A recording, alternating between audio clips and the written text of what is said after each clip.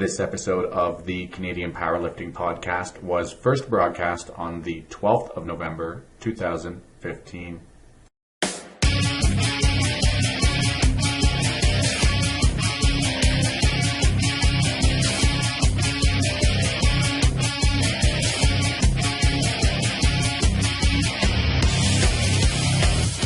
Hello and welcome to the Canadian Powerlifting Podcast, the bi-weekly show that brings you the best of powerlifting in Canada, discussing trending topics, training advice, coaching philosophies and much more. Our three co-hosts include Ryan Stinn, holder of the heaviest equipped squat and total in Canadian powerlifting union history, boasting a 4th place finish at Worlds and 1st place finish at North Americans. He is also the owner of Unparalleled Performance Training Centre in Moose Jaw, as well as co-owner of Inner Strength Products. Steve Cassioli, IPF World Record holder and bronze medalist at the 2015 IPF Classic World Championships, the 3rd strongest powerlifting in the history of Canada based on Wilks, and owner of Cassioli Strength and Conditioning. And lastly, Avi Silverberg, world team coach and world bench press medalist, owner of Pursuit of Strength, an online powerlifting coaching hub served to enhance athletic performance through programming and educational seminars. Today's episode starts right now. Hello and welcome to the Canadian Powerlifting Podcast. This is episode 3. Thanks for joining us today. We're really excited to bring you everything to do with powerlifting here in Canada. Just want to quickly recap last week's episode when we had Kelly Branton on the podcast, where he provided some very valuable insight in terms of his background and his experience in the sport. Kelly also gave away on our website a 4-week squat program. So if you haven't already downloaded that squat program, go to our website, www.canadianpowerliftingpodcast.com, and you can go to our bonus section of our website and download that squat program. We've already had about 45 powerlifters download that program, and just from cruising around social media, we've seen that program being implemented already. So that's what we love to see. This week, we have a very special guest. We're really excited to bring you this content, and I'll let Steve introduce who our guest is this week. All right, guys, so this week we had Tom Kean on the podcast, and it was awesome. So we talked about how we got into the sport, his progression as an athlete, also his experience at Classic Worlds, and then we got into talking about a bit about program design. So some things include any volume guidelines he follows, how important are accessory variation movements, does he prioritize any 3 lifts at a certain block, and also a little bit on differences programming men versus females, and then lastly just a little touch up on meet day and how he goes by that. And for those of us who don't know Tom Kean, Ryan, can you give us a little intro in terms of who Tom is? Yeah, Tom is. Tom's probably one of my favorite powerlifters in Canada. He's been around sports since about 2003 when he started as a bench-only athlete, and progressed into powerlifting.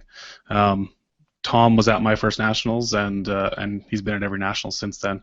And in 2012, Tom won Master Worlds, and actually won Best Lifter there. One of the very few Canadians to ever win Best Lifter in the sport. And then this year in Finland, he also won Master 1 in Classics, so an extremely well-rounded lifter and an excellent coach in his own right. He has a number of athletes who are just known for technical precision, and Tom is a legend in the sport in Canada. So before we roll into the interview with Tom, we need to do our coast-to-coast bi-weekly powerlifting wrap-up. Coast to coast, Abby, Steve, Ryan. All right, guys, this week in the hashtag Canadian Powerlifting Podcast Recap, look at on social media. Some big lifts include Eric Willis, 120 kg open with a 215 kilogram bench press, also a 700-pound pull for 3. Bryce Krawczyk, 105 open, squatted 255 kilos for a 4x4. Tom Kean, 225 kilo squat at 75 kilograms, Masters 1 lifter. Miana Franco, 63 kilo open, 140 kilogram single, first squat. Joanna Ryber, 52 kg open, 95 kilogram to a one board. And lastly, Rhea Stin, 72 kilogram lifter with 115 kilogram bench press. What do you have for us, Ryan? All right, I'm going to do a quick recap of preview and review of the Open Worlds going on right now. So right in the middle of Worlds as we record this. Yesterday in the 74 men's, I thought Oleg actually might get beat. The Russian Gashinet nominated about 40 kilos behind him, but Oleg's last deadlift was a big miss and left a little window for the Russian, but he just didn't quite have it that day. Coming up in the 105 class, I think there's going to be a good three-way battle between the reigning champ, Guillermo of Norway, Semenenko of Ukraine, and Belkacem of France, who actually won the 105 in Finland at Classic Worlds. All three of them are nominated over the 1,000 kilo. A big miss this year is going to be CYC taking the year off due to a knee injury. This should allow Blaine Sumner of the USA to take a chance to go for the total record with little risk. Although Konovalov from Russia is back and from training videos looking very strong. The women's side, the 63 kilo women's class this morning, there was a really crazy battle, three-way battle for the bench world record. Solanova hit the record twice at 171 but got turned down for butt off the bench. Dumaneskaya of Russia came out and hammered the bench record right after at 171.5, and then the Japanese lifter followed right after at 172 but just couldn't lock it out. A big return this year is going to be Ana Castellane of Brazil in the 72 kilo class after getting in a big car accident about 8 months ago. She'll be going head-to-head with Priscilla Ribic of the USA, who won the class last year on the final deadlift. We could also see Marte Elverum from Norway making a big jump up to medal placing. In the 84 kilos, it's going to be crazy going into the deadlifts. The top three are separated by 7.5 kilos on nominations. Timoshuk of Russia, Blin of USA, and Strict of Netherlands are all very good deadlifters, so the third round is going to be a very interesting deadlifts. Avi, what's up? This week, I had the opportunity to volunteer as platform manager at the Ontario Junior Provincial Championships, which meant I had front row seats to some of the strongest juniors in the country. We already have some big names developing in Ontario, including Trent Blanchard, 2015 national silver medalist and 2015 North American champion. He lifted in the 83s and put up a sweet national record squat of 262.5 kilos, which put his total at 670. Other impressive juniors included 66 kilo world silver medalist Jesse Moores, putting up a 610 total. Jesse turns open next year, and I'm sure he'll be giving Steve a run for his money. I also need to mention the 105 kilo winner, Jackson Spencer. At 19 years old, he put up a 737.5 kilo total. I'm telling you to watch this guy's name because his strength and technique are mature beyond his years. On the women's side, we had many strong ladies, Tegan McIntyre winning the 63s and Mallory Rowan winning the 72s in both extremely competitive categories. But the biggest battle was in the 84s, where Sarah Cohen and Alyssa Smith were head-to-head all day. Sarah unofficially broke the world record squat at 197.5 kilos and managed to squeeze out the win by 2.5 kilos by totaling 505. However, Alyssa Smith, while placing second in the class, won the Best Overall Female Award based on Wilks because she had a lower body weight. And that, folks, is your bi-weekly powerlifting wrap-up. Coast to coast. So why don't we roll right into it here, and here's our discussion with Tom Kean. So this week we have Tom Kean joining us on the Canadian Powerlifting Podcast. We're really excited to have Tom. He's been a lifter and a coach for many years in the Canadian Powerlifting Union, and somebody who has traveled the world and has experienced a lot, and is going to provide some extremely valuable insight today on the topic of programming, which is a topic that we all are interested in because it's something that directly impacts our training day to day. Tom, welcome to the podcast. Hi, Abby. Thanks. So let's just jump right into it here, Tom. For those of us that might not know a little bit about the history of you in powerlifting, can you tell us a little bit about how you got into the sport and maybe your progression as an athlete? Sure. I started in 2003 actually as a bench-only guy. Did a local meet, went to the Nationals, and then went to Trenčín, Slovakia at a bench Worlds. And then I went to an international meet every year except for 2014. So 2003 right up to 2015, either as a lifter or as a coach. Yeah, I love hearing about how you started in bench only, because we all know that I compete in bench only. I've been to a few bench worlds as well. So you're like the opposite of Avi, right? You started bench only and became a powerlifter. Yes, and I had no interest because I was 30 years old when I first started competing, and Mark Holloway basically slapped me in the back of the head after one meet and said, "You got big hands and long arms. You should be a deadlifter. Go be a powerlifter. Stop doing bench only." That was great. All right, Tom. Both you and I were at Classic Worlds this year. Do you mind telling us a little bit about your experience? Classic Worlds was awesome. I'm used to going with a team of Canadians. Sometimes there were three of us: Lewis Naupers, Jeff Butt, and myself, maybe one or two other people. And we had to scrounge up to get somebody to coach and help out. Sometimes you were weighing in, and the guy that was helping you, he was going to weigh in the next group. This time we had a whole dedicated team of coaches and athletes. And like lifting started Friday and finished the following Saturday or Sunday. It was like 9 or 10 days. Yeah. Name brand lifters everywhere. It was so exciting.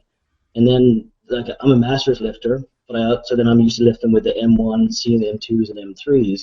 But I get to sit back and watch the subs, watch the juniors, have breakfast, lunch, dinner with you guys, and had some really good chats. And name brand lifters everywhere. It was really exciting. Awesome. Did you find that the time difference or how the light affect you at all in Finland while you're sleeping or anything like that? Yeah, we never had a curtain in our room, so yeah, it sort of affected us. Yeah, I travel a lot for work, right? I'm Okay. consultant with Oracle. I'm used to sleeping 2 to 3 beds in a week, sometimes all different hotels all over the place. So the travel for me is not as bad. Like Kelly Branton was on last week. He said it was his first trip overseas. Yeah.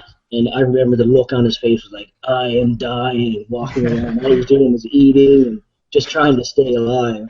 And, I don't find that too bad. For me, the weight comes a little different. So with my flight, I was going to land 36 hours before I weighed in. So if I messed up, if the airlines messed up and I didn't get in on time, I might actually have 12 hours when I land until I weigh in. So for me this time, I couldn't do a big water cut. I actually had to count macros, actually calories. Even for a small guy, is hard. So I was only a kilo over when I hit Helsinki. So it wasn't really much of a cut this time. Yeah, with your experience, you seemed pretty cool, calm, and collective there for sure. I think that's just 10 years in the sport, and if you said you went to Worlds every year since you've competed, basically, with the exception of 1 year, I mean that's just veteran experience, and it definitely showed just in the way that you walked around and how comfortable you looked just at the meet, and versus some of these other athletes who might have they might have only been their 4th meet ever, and then their first World Championships, obviously.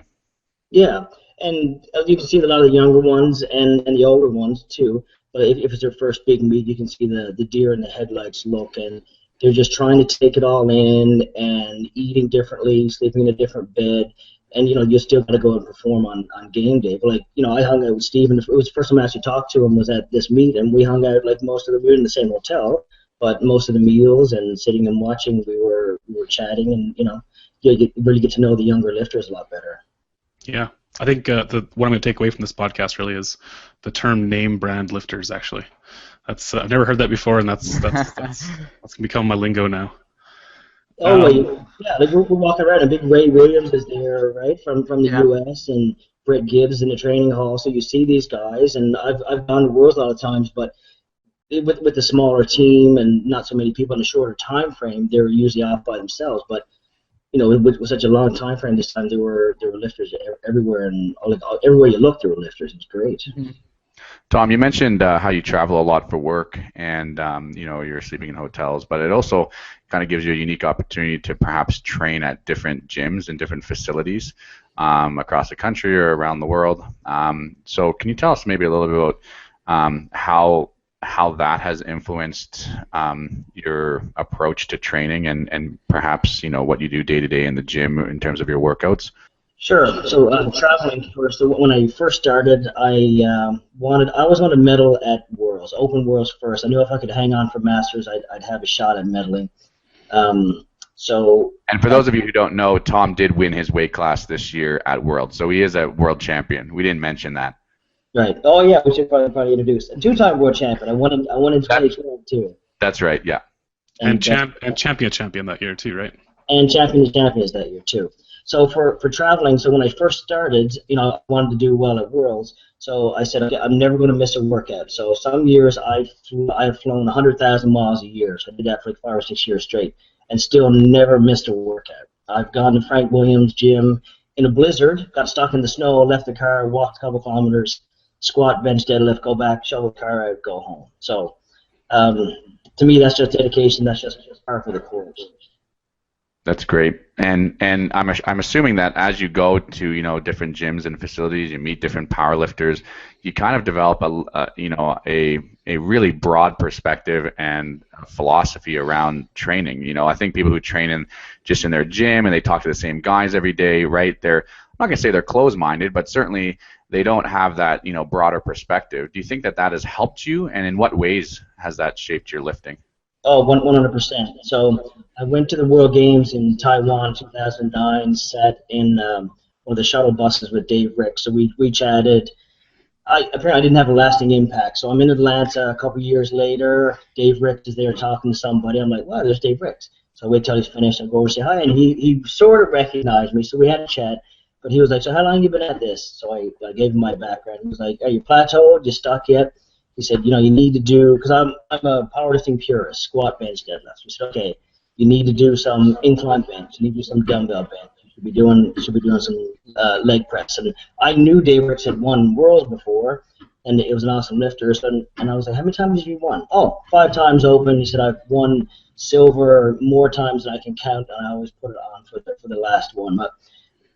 And so then at the end of it, I helped him with his bench actually, because he's a pretty flat back bencher, long arms, and we put a shirt on him, and I think he benched 500 that day, and his best in a meet was like 210.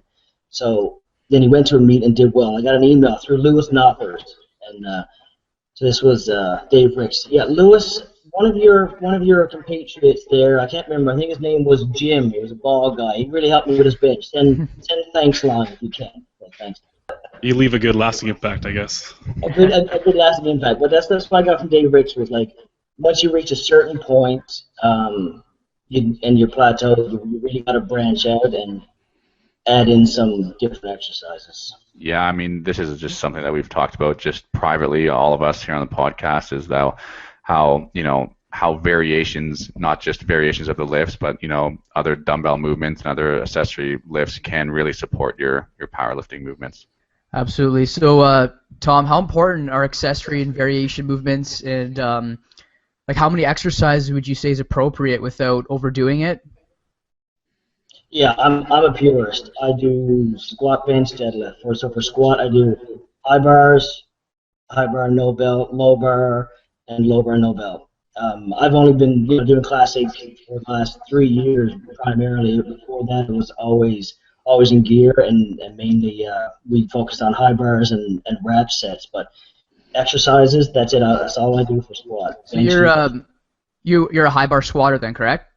In training, most of probably the 60% or more of my reps are high bar, but always low bar at a meet. For bench, yeah, for bench, I do just straight bench. I do some dumbbells every now and then if my shoulders, if my pecs are achy. Nick Roberts, he got me to do some neutral grip with a slight angle on the incline, and deadlift is just straight deadlifts. Always light conventional if we have time. Yeah, so just straight main movements. So you do conventional and you're a sumo puller, and the odd time you'll do maybe a little bit of different grip work for bench, and for squats just the high bar there, beltless. That's it. We changed the tempo up a lot in all 3 lifts actually. Pauses at the knees for deadlifts, slower benches on the eccentric. Long pauses sometimes, and same for squats. Okay, so yeah, very slight variation, but similar to me, it's just straight comp movements.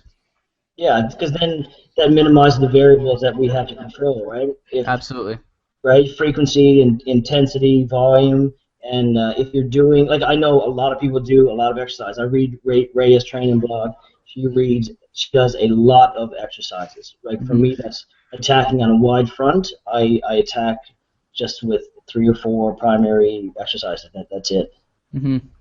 I find that very interesting because we've all had conversation with many powerlifters and heard their programmings, and there's certainly a continuum of being more specific, as specific as you can to the powerlifting movements, all the way to having max variability. So incorporating dumbbell movements and single leg movements and cables and everything like that. And it's it's where do you fit on that continuum, and especially how do you flow along that continuum as you move closer to meets or as you are further away from meets, and based on your injury status and other variables, like you said, volume, frequency, intensity, and if those are changing, you might not want to change a lot of the exercises.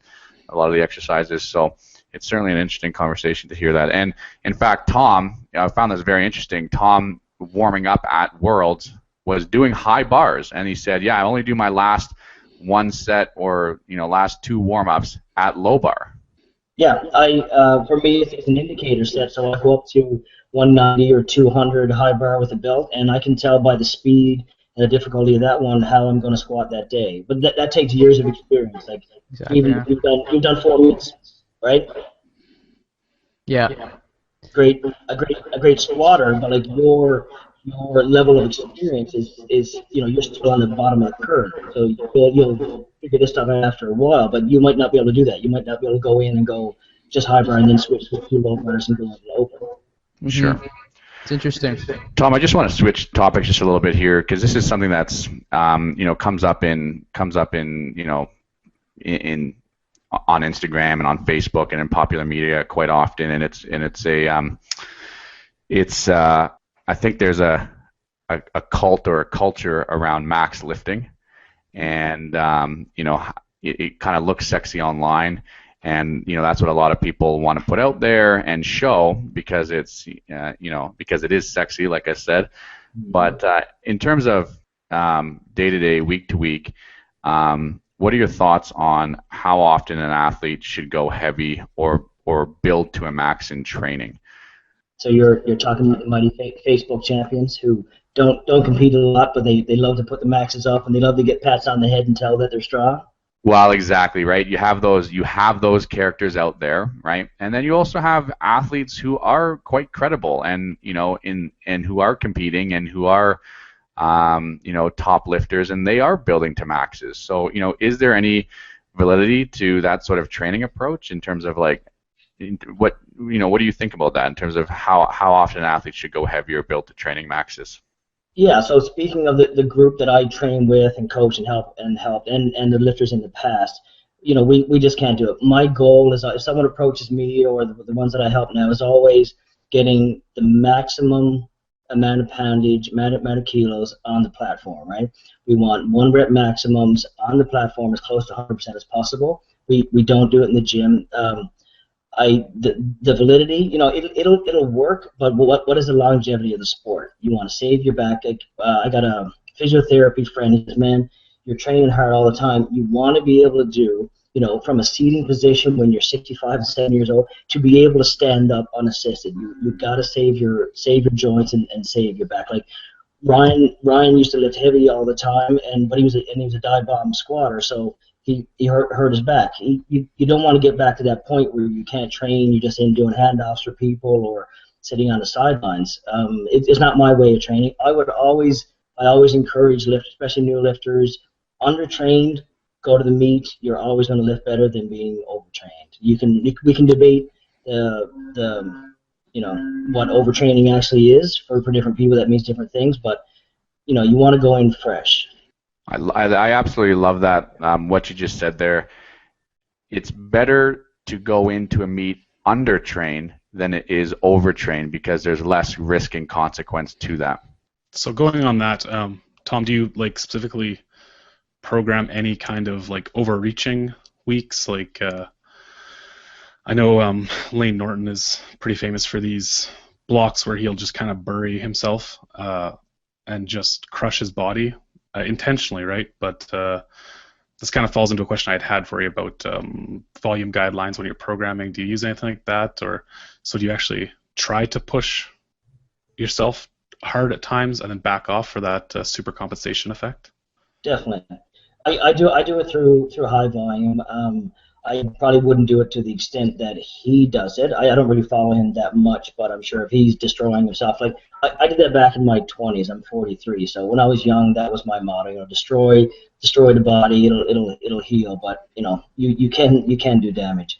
I can't handle these days. So what we do is we do it through a lot of volume. I love drop backs. I love doing a drop back set of 7 or 11, and then add 5 kilos and do another set for 8 or 12. Like add kilos and add a couple kilos and add a rep. So that teaches the ones that the lifters that I help and myself to not panic. You can see where the form breaks down there a lot by doing that instead of straining under 95% low, going up too close to your 1 RM, and then seeing where it breaks down. You're teaching your body to fail there. What was the second part of that question, Ryan? No, that was, that basically kind of covered it. I was asking if you followed anything like, Perlipin's chart or anything where you're using it to schedule volume. Yeah, no, I definitely do it too. So when I trained with Miller in the shed when we were in reps all the time, our goal was to squat 20,000 pounds every session, basically. And benches were always 10 to 15, so you add that up. We were doing 30 to 40,000 pounds of squat volume a week, 52 weeks, 1.5 to 2 million pounds a year. So then when we went raw, same thing. I always like to go 10 to 15, 15 to 20 on the high volume weeks. And even Steph Bodycomb at 110 pounds body weight, she's done 20,000 pounds of volume. You're destroyed, but when you're done, you're like, you know what? I could almost do that whole session again. And then as a coach, because I watch all their reps, right? Hers, Roberts, Matt's, Campbell's, Brandy's. If I keep track of all of them. If I'm not there, then they send me videos. But we do it through high volume. Bench, I find female training is a little different at first. That the absolute weight that they can handle, especially newer lifters, is a little different than what a male can do. So I encourage more frequent sessions. I just want to recap what you said there, Tom, because for most of our listeners, they might actually not track some of these important metrics that you're talking about. So when you're talking about tracking volume, that's the weight that you lifted multiplied by the number of reps multiplied by the number of sets, and that gives you that tonnage score. And what you do, and I think this is important for anybody looking to take powerlifting to that to the next level or to break through plateaus, is to start tracking those important metrics so that you understand what is your most recoverable amount of volume for a single training session or for a training week. What are you lifting for squat in terms of tonnage in a training session, in a training week, for bench and for deadlift. And it baffles me when I talk to powerlifters who are kind of stuck, who are kind of lagging in their training, and I ask, well, are you tracking your metrics? And they say no, and it's like, how do you know that you're doing more volume than you did in the previous training block or in the previous training week if you're not tracking some of those metrics? I think that's just a great tool, a very easy tool to understand, are you progressing in terms of your volume? Right, so those lifters are really just focused on their test week or going to a meet, but you can, if you monitor these metrics, you can see how strong you are. So I know by triples, I know by sixes, so you can do 100 kilos for a hard 3, then you should be able to do 110 for a single, and on a perfect day you should be able to hammer at a 112. Like to me, that's just standard. As a coach, that's what I look for. You don't need to, sorry to cut you off here, Steve. You don't need to build, like you said, you don't need to build to a 1-rep max, where the context is such a high risk of either injury or burnout, overtraining. You can do a triple that's maybe close to max, but not max, and still have a very solid indication of what that estimated 1-rep max is in a very lower risk context, where you're able to go in the next day and still do squatting or benching or whatever that lift is. You can still maintain that high level of frequency, which it sounds like you train at. Exactly. Yeah, just to go off that point there, Avi. So like when you say you're doing like 20,000 pounds of volume in a week, like your the percentages that you work at are probably like 70 to 80%, right? Right. Yeah, exactly. I'll always almost go up to a heavier high bar single, drop back and work back up. But yeah, it's volume, but you got to factor in frequency, intensity. Exactly. Yeah, if you're 18 weeks out from a meet versus 3 weeks from a meet, the volume and your intensity are gonna vary, obviously. And all my training comes down. When I first started, I was a bench only guy, as I said. So when I went to powerlifting, I had no idea what to do. There was so much literature out there. Elite FTS back then, Chico, Smolov, all different programs, similar to today. Only now there's more. So at my first nationals, I watched a bunch of lifters, and they were all coached or handled by the same guy in the warm-up room. He's calling numbers. So I found out who he was. His name is Dennis Dickow at Edmonton. So he did most of my programming from 2004 through 2009. And that was 5 years, and we had a great time and lots of success together. But when you're with the same person for so long, you just need a bit of variety. So I opted out after a while. But he was an awesome person. So Tom, you mentioned counting your actual tonnage, right? Total weekly tonnage. And just for people who don't know, like, are you counting just your work sets, or is that anything above 50%, or do you know? I do everything. Besides the bar, but starting at 70 kilos all the way up, I count it all. Tom, you mentioned that. Just to switch topics just a little bit here, you mentioned that you obviously started in bench only and then moved into your 3-lift training. And I guess my question is how do you prioritize each of the lifts in a single training block? So would you put equal emphasis on all the lifts within one training block, or would it be appropriate to have an emphasis on one lift over another for a short period of time in order to maybe build that lift?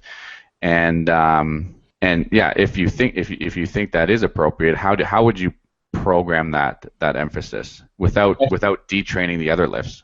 Right. Excellent question. So back when I was lifting equipped and open, I think that is one minor mistake.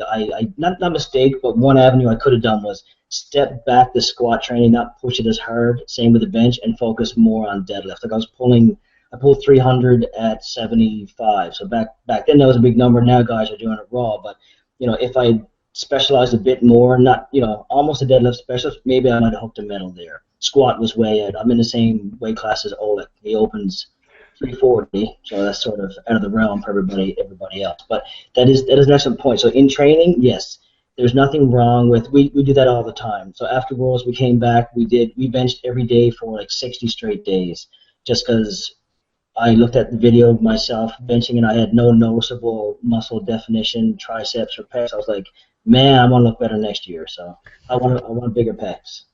We all do. I'm gonna bench more. But yes, there's nothing wrong with that. And we do that with the squat and bench, not so much the deadlift, but we definitely do it with squat and bench. And do you think you do that more with squat and bench? Because if you focus on squat and make squat a priority within your training blocks, it almost, there's a lot of transfer to the deadlift. It brings the deadlift up as well. Definitely. And that's how I've always coached. As long as you're pushing your squat hard, the deadlift is there. You can do some secondary grip training, pick up dumbbells, walk around, do some farmers walks, plate pulls, whatever. As long as the grip is good and the technique is strong, if your squat is going up, your deadlift usually maintains or moves up as well. Mm-hmm. Interesting. So you mentioned earlier also that when you're training females, you find that higher frequency is more effective. I know you do program for a couple females, so I guess I'm curious what you think the biggest difference besides frequency would be when programming for men versus women. And so just to jump off that, Ryan, so Tom does coach Steph Podicum, who has won a bronze medal the last 2 years at Worlds, so quite a high level lifter. So I'd be interested to hear this question. Yeah, I do not pull any punches training females versus males. It is just I think it's just frequency. The absolute weight that they hold in their hands when they're benching and on their back squatting is, of course, usually going to be a lot less. But as long as you get them in, grease the groove, get them in benching 4 to 5, 6, 7 days a week all the time.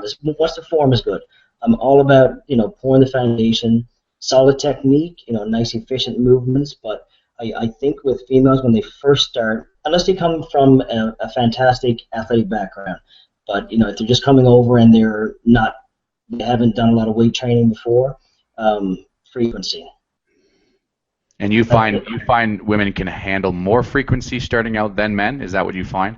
I really do. Yep. Because you're usually not ego lifters like men. So if you're coaching a female, they're not going to sneak in and do their I was in with a buddy, want to see how strong I was. They don't normally do that. They'll just, if you give them the numbers, they'll usually stick with that and not try to go to their 100 maximum all the time.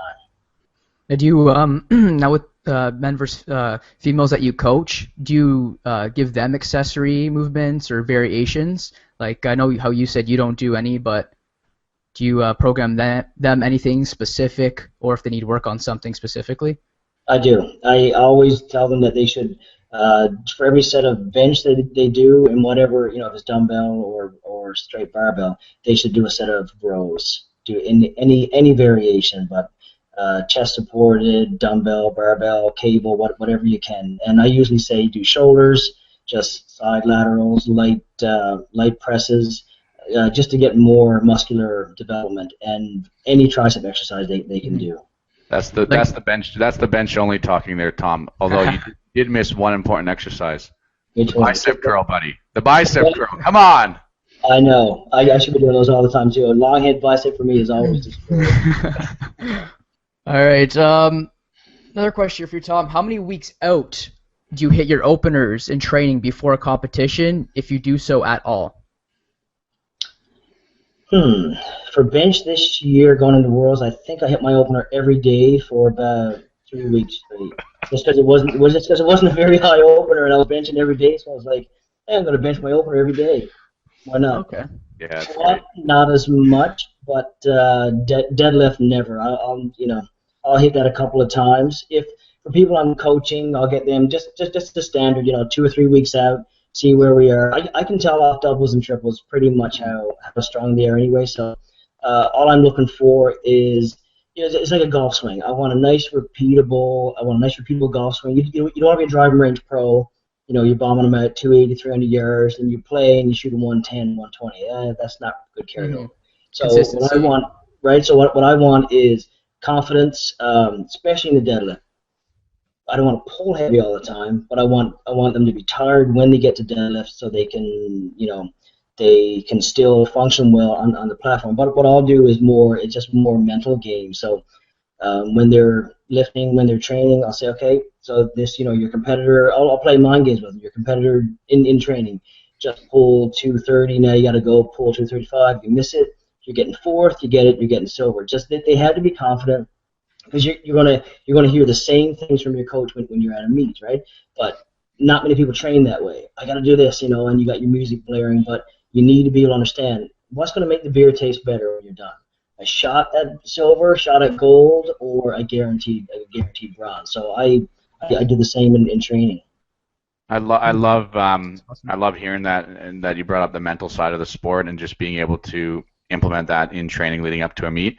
Tom and I were coaching alongside each other with a couple athletes at Classic Worlds this year, and I was just always so impressed with how mentally prepared your lifters were, and how confident they were in the numbers that they were hitting in the meets when it counted on a big platform, third attempts. They were just totally confident going out there.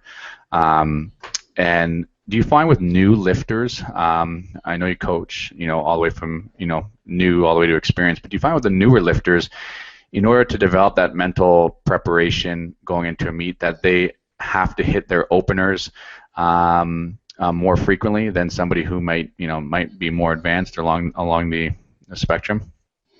Yes. If you got a newer lifter, unless their openers are too heavy, but if they're with me, so I've coached a lot of people. I've never had one person that I've coached directly actually bomb out of a meet. I've helped a lot of people, but for newer lifters, yes.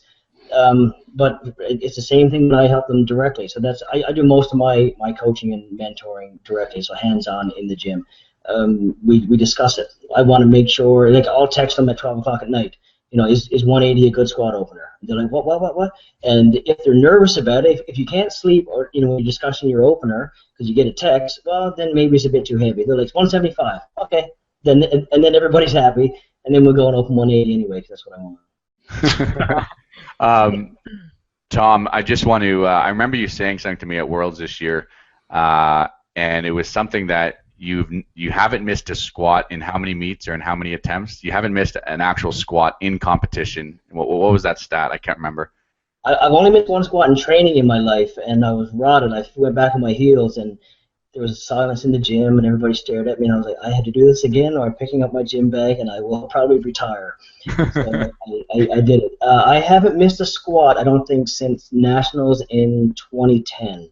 Squats were going okay. Otis tested me. The ART chiropractor from Hamilton, and my SI joint was locked up, so I was squatting on one side, on one leg, basically. So after that, I was like, why do I open so heavy? And then I'm behind the 8-ball. But I was so angry after missing. Like, I think I benched 200 and pulled 3. I had a wicked meet, but if I had the squat, then I would have jacked Wilkes up, so Ryan wouldn't be 1.5 Wilkes point ahead of me. on the overall. So you haven't missed a squat in 5 years in competition. That's pretty impressive. 5 years, yeah. Some might say that's conservative, but to me, it's building total. It's what makes me comfortable. Your third attempt squat is arguably the most important one of the meet. You can look at stats, you can look at numbers, but the ones that hit their third, you ride that confidence right into the bench. And if you get a nice little PR on the bench, then you're setting yourself up perfectly. Well, yeah, and anyone that follows Matt Gary, every time he's at a big meet, he does those stats, right? He how many people that hit their third attempts or miss their third attempts go on to win, and how many people that miss their third attempts, go on to lose. And he does an excellent follow-up to most meets with that kind of stats information. And it's staggering. Third attempts are very important, and it's always better to get 5 kilos than miss 10 kilos. So. Right, and I'm a very blunt coach too. So we're all friends who I coach and help out. So if they do miss the lift, I give them 1 to 2 minutes. That's it. You can cry, you can sulk, you can stomp around and be irritated, but we got a bench because you lost 5 kilos there. That's that's over with. That's done. We can complain and be irritated after the meet, but you got to be able to just brush that off. Yeah. All right, Tom. Just going backwards a little bit here. So when you're leading up to a competition there, when would your last heavy day be, like 80% plus for the squat, bench, and deadlift? Like 2 weeks out, a week out? Deadlift is, I'm still trying to figure that out for Classic. For Equipped, it was always nothing. I wouldn't deadlift 10 days prior to a meet. The last heavy one was 10 to 14 days before. Squatting is 7. For me, Classic, I think I can squat right up to 4 to 5 days before. Not too bad. For people that I coach and help out, I would have them do it 6 to 7 days out. But we would still squat 1 to 2 sessions the week of a meet anyway. And how heavy would you be going there? Probably like 4th or 5th warm up. Okay. So close to like 8% of their 1 rep max, maybe? Yeah, between 70 and 80. That's belt. That's like nice and solid technique, nothing sloppy, and just for singles. So you wouldn't hit your opener a week out, or sorry, your third attempt? No third attempts. Okay. There you go. That's the key piece of advice here, and it's something that we see all the time. It's like, I hit this a week ago or 2 weeks ago in training for a double, and now at the meet you can't even break it off the floor for a deadlift. Okay, so Tom, we are going to interview you in a speed round. What this is 5 questions, and very quick first answer that comes to mind. You can answer in a few words or a sentence, and just let us know what you think, okay? Okay. Here we go. Who is your favorite powerlifter? I like Yaroslav Oleg because he's the man. And just for those of us who don't know, can you just tell us who he is? How many times he's won Worlds? I'm pretty sure it's 12 times now. Once he started winning, no one stopped. A couple guys have pulled one. I think the Bulgarian beat him 2 or 3 years ago, but he got dinged on a drug test, so no one's even come remotely close. The guy opens with a 340 squat at 74 kilos. Second question. What is your favorite workout? Not lift, but workout. Favorite workout? I like Civicon for bench. You can look that one up. It's one of the programs out there. So you do in reps. You do I think the percentages is online somewhere, but you do 9, 8, 7, 6, 5, 4, 3, 2, 1, and then come all the way back down. I love that one with 3 or 4 people and just going toe to toe and being destroyed. And what's that called again? Civicon. All right. Who is a power lifter to watch out for in the future? I like the Ontario lifter. He lifted at Worlds, Jesse Moores. Jesse Moores, yeah. Watching him lift, because I'd never seen him or looked at the numbers before, but I was like, man, that guy's really strong. He lifted against J.P. Cauchy this year. I think that's how you pronounce his name. Yeah. And he really wasn't that far off. And, man, like, that guy has a lot of potential. J.P. Cauchy won the 66 kilo juniors. Jesse Moores, our Canadian lifter from Ontario, was only 5 kilos off of him. What was the best meet you've ever competed at? I'll get you. First one was 2008 Open Worlds Equipped, was in my hometown. I lifted 2 kilometers from my house. That was fantastic. Hearing your name announced for the first squat and just 20 or 30 of your friends just cheering, that was insane. Ryan lifted there, and I think, what'd you squat, 380? 370. 370, and I think I'm on video yelling out biggest squat in CPU history. You know, I didn't actually know that was you. I thought that was Campbell. No, that was me. Awesome. That was a good meet. Tom, why don't you come to powerlifting banquets? Because I've gone to a couple, dude, and I wake up the next day and everyone's leaving, and I'm like, this sucks. Now I actually get not depressed, but I actually get sad. I'm gonna see these people for months or years, and some people they retire, you never see them again. I don't like it. Yeah, Tom's an emotional guy. He doesn't want to get sad because all of his friends are going home. Now that was the 5th question, but there's always a bonus question. So here we go, Tom. Who has the best beard? Avi, Ryan, or Steve? I like Stin's beard, man. Oh yeah, Stin. There we go. Stin finally wins a hair contest. There you go, Tom. Thanks for coming on the Canadian Powerlifting Podcast. We really appreciate the time that you spent with us and sharing all of your great knowledge and experience. And if you see Tom around at any of the meets, be sure to say hi. Very friendly guy. Tom, can you tell us a little bit about what you're giving away to our audience? We're going to do a little bit of a giveaway here.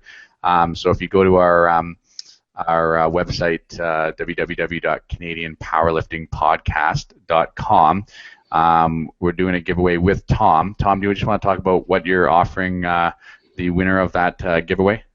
Sure. So for coaching experience, I will give 1 hour of my time in whatever capacity that the winner wants. If you want to get on a phone call and discuss your next meet, warm-ups, whatever you want to do.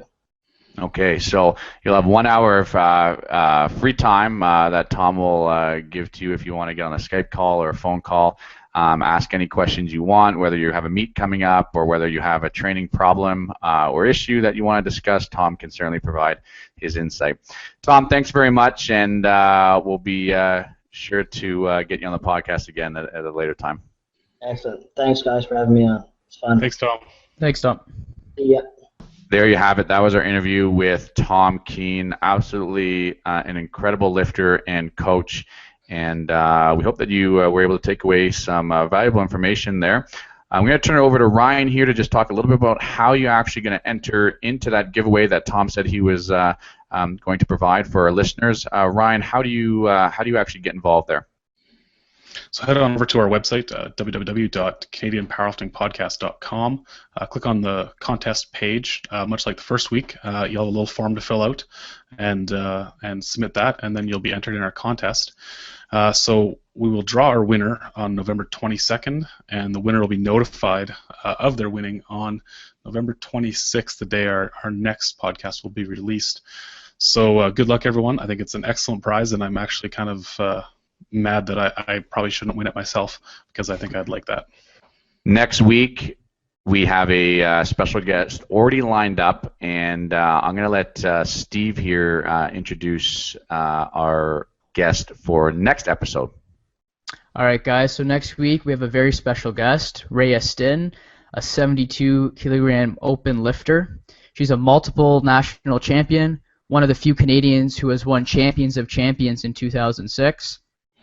She's also first place on the rankings on Wilks for equipped lifting in Canada, and also second place ranked in the classic lifting. So it's going to be great. Make sure you guys tune in. Do not miss out. Really looking forward to that. Thanks, everybody, for tuning in, and ciao. Peace. You've been listening to the Canadian Powerlifting Podcast, the podcast that brings you the best of powerlifting in Canada, hosted by Stephen Cassioli, Ryan Stin, and myself, Avi Silverberg. Please follow us on Instagram and check out our website for some great free powerlifting content at www.canadianpowerliftingpodcast.com. If you like what you heard today, please rate our podcast on iTunes, and don't forget to listen to every other Thursday for a brand new episode.